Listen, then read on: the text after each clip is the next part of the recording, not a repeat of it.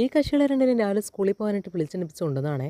2-3 ദിവസം സ്കൂളിൽ പോകാത്തതിൻ്റെത് അറിയാനുണ്ട് കേട്ടോ. അമ്മുക്കുട്ടിക്ക് രാവിലെ എഴുന്നേറ്റ് ഇപ്പോൾ തന്നെ ഒരു ചിത്താന്തം. തണുപ്പാന്നൊക്കെ പറഞ്ഞുകൊണ്ട് കിണുങ്ങാൻ തുടങ്ങി കേട്ടോ. ദേ വെളിയിൽ നല്ല തീയുണ്ട്, പോയി അവിടെ ഇരുന്നോളാൻ പറഞ്ഞേ. അങ്ങനെ ആങ്ങളെയും പെങ്ങളും കൂടെ ദേ വന്ന് അട്ട ചുരുണ്ടിരിക്കുന്ന പോലെ ഇരിക്കുന്നുണ്ടോ. അത് കഴിഞ്ഞിട്ട് പല്ല് തേക്കാന്നൊക്കെ പറഞ്ഞിരിക്കുകയാണ് കേട്ടോ. ഇതൊക്കെ നമ്മളും കുറേ ആസ്വദിച്ചിട്ടുള്ളതല്ലേ അല്ലേ. അപ്പം അങ്ങനെ ദേ ഞങ്ങൾ ബ്രഷ് ചെയ്യണം കേട്ടോ. ഞാനീ നോക്കുന്നത് നമ്മൾ ഇന്നലെ നട്ട മണിമുല്ലയാണ് കേട്ടോ. മണിമുല്ല നമ്മൾ ചെറിയൊരു ചട്ടിയിലാണ് വെച്ചത്. അപ്പോൾ വലിയ ചട്ടി വാങ്ങിച്ചപ്പോൾ അതിലേക്ക് നമ്മൾ റീപ്ലാന്റേഷൻ ചെയ്തതാണ് കേട്ടോ. അങ്ങനെ കുറച്ച് നേരം പിള്ളേരോടൊക്കെ നിന്നേ. അപ്പോഴാണ് അവർക്ക് ഏത്തപ്പഴം റോസ്റ്റ് ചെയ്ത് വേണമെന്ന് പറഞ്ഞേ. അതിൻ്റെ കൂടെ ബ്രെഡ് ടോസ്റ്റും ചെയ്ത് കൊടുക്കാൻ പറഞ്ഞു കേട്ടോ.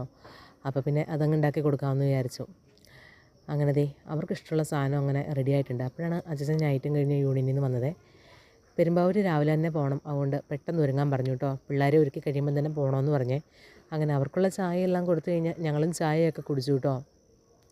2-3 ദിവസം പഠിത്തമില്ലാത്തതുകൊണ്ട് എനിക്കും എല്ലാം പതിയായിരുന്നേ.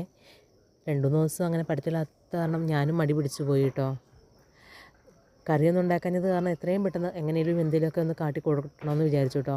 അങ്ങനെ ദേ നല്ല അടിപൊളി ചമ്മന്തിയൊക്കെ അരച്ച് നെല്ലിക്കായും പിന്നെ കുറച്ച് കോവയ്ക്ക പറിച്ചെടുത്തിട്ട് നമ്മൾ വറുത്തെടുത്തിട്ടുണ്ടേ. ഈ ചമ്മന്തി കാണുമ്പോൾ ഉണ്ടല്ലോ ഒരു നൊസ്റ്റാൾജിയോ ഫീൽ ചെയ്യുന്നുണ്ട് കേട്ടോ. കാരണം എൻ്റെ ചുറ്റുപാത്രത്തിൽ ഏറ്റവും പ്രധാനപ്പെട്ട ഒരു കറിയായിരുന്നു കേട്ടോ. തേങ്ങയും നല്ല ചുവന്നുള്ളിയും പിഴുപുളിയും ഇഞ്ചിയൊക്കെ ഇട്ടരച്ച ഈ ചമ്മന്തി കേട്ടോ. അപ്പോൾ അമ്മുക്കുട്ടി അങ്ങനെ റെഡിയായി കഴിഞ്ഞിട്ടുണ്ട്. അമ്മുക്കുട്ടിയാണെങ്കിൽ ഉമ്മയൊക്കെ തന്നതിനെ അത് ഞെക്കി കൂട്ടുകയാണേ. അങ്ങനെ ഉമ്മയൊക്കെ തന്നിട്ട് പോകും. അപ്പുക്കുട്ടൻ പോകുന്ന സൈക്കിളിലാണേന്ന്. കാരണം എന്ന് വെച്ച് കഴിഞ്ഞാൽ സ്കൗട്ടുള്ളതുകൊണ്ട് വൈകുന്നേരം അച്ഛൻ ചിലപ്പം വിളിക്കാൻ പോകത്തില്ല. അങ്ങനെ ആൾ സൈക്കിളിൽ പോകണമെങ്കിൽ ഈ സൈക്കിൾ ഞാൻ തന്നെ മുകളിൽ കൊണ്ട് വെച്ച് കൊടുക്കണം കേട്ടോ. അപ്പോൾ ഇന്ന് അമ്മുക്കുട്ടിയുടെ എല്ലാം പോകുന്നുണ്ടേ. അങ്ങനെ ദേ അപ്പുക്കുട്ട റോഡിൽ വന്ന് നിൽക്കുകയാണ്. ഇനിയിപ്പോൾ ഇങ്ങനെ ഇവിടെ നിന്ന് എന്നോട് കുറേ നേരം ഇങ്ങനെ കഥകൾ പറയുവേ.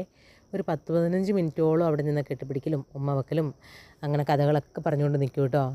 എടാ പൊക്കോ മോനെ, സമയമായി പൊക്കോ എന്ന് പറഞ്ഞാൽ ഒന്നും കേൾക്കത്തില്ല കേട്ടോ. അങ്ങനെ അമ്മക്കുട്ടി പോയി കഴിഞ്ഞു. അപ്പോൾ ദേ ഉമ്മാരിലാണ് കേട്ടോ. ഭയങ്കര വെയിലടിക്കുന്ന കാരണം അപ്പക്കുട്ടിനെ കണ്ണുപോലും തുറക്കാൻ പറ്റുന്നില്ല കേട്ടോ. ഇനി ഇവിടെ ഇങ്ങനെ നിൽക്കും കേട്ടോ. കുറേ സമയം ഇങ്ങനെ നിന്ന് ആ മതിലയിലൊക്കെ പിടിച്ചുകൊണ്ട് ഇങ്ങനെ നിൽക്കുവേ. എത്ര പോകാൻ പറഞ്ഞാലും പോകത്തില്ല കേട്ടോ. പോയാലാണെങ്കിലോ തിരിഞ്ഞ് തിരിഞ്ഞ് നോക്കി ടാറ്റയും തന്നേ പോകത്തുള്ളൂ. സത്യം പറഞ്ഞാൽ ഇവൻ ഇങ്ങനെ സൈക്കിളിൽ പോകുന്ന കാണുമ്പോൾ എനിക്ക് നെഞ്ചിനൊരു തീയാണേ. ഇങ്ങനെ മതിലയിൽ പിടിച്ച് ദേ ഇങ്ങനെ കൊച്ചു വർത്താനം പറഞ്ഞ് നിൽക്കാൻ ഭയങ്കര ഇഷ്ടമാണ് കേട്ടോ. കാരണം ഇവരിങ്ങനെ നന്നായിട്ട് സൈക്കിൾ ചവിട്ടുമെങ്കിലും പക്ഷേ നമുക്കൊരു പേടിയല്ലേ ഇങ്ങനെ കാണുമ്പോഴേ. ദേ ഇപ്പോൾ കണ്ടോണം കേട്ടോ, കാണിക്കുന്നത് കണ്ടോ. തിരിഞ്ഞ് നോക്കുന്നു, ടാറ്റ തരുന്നു, തിരിഞ്ഞ് നോക്കുന്നു, ടാറ്റ തരുന്നു.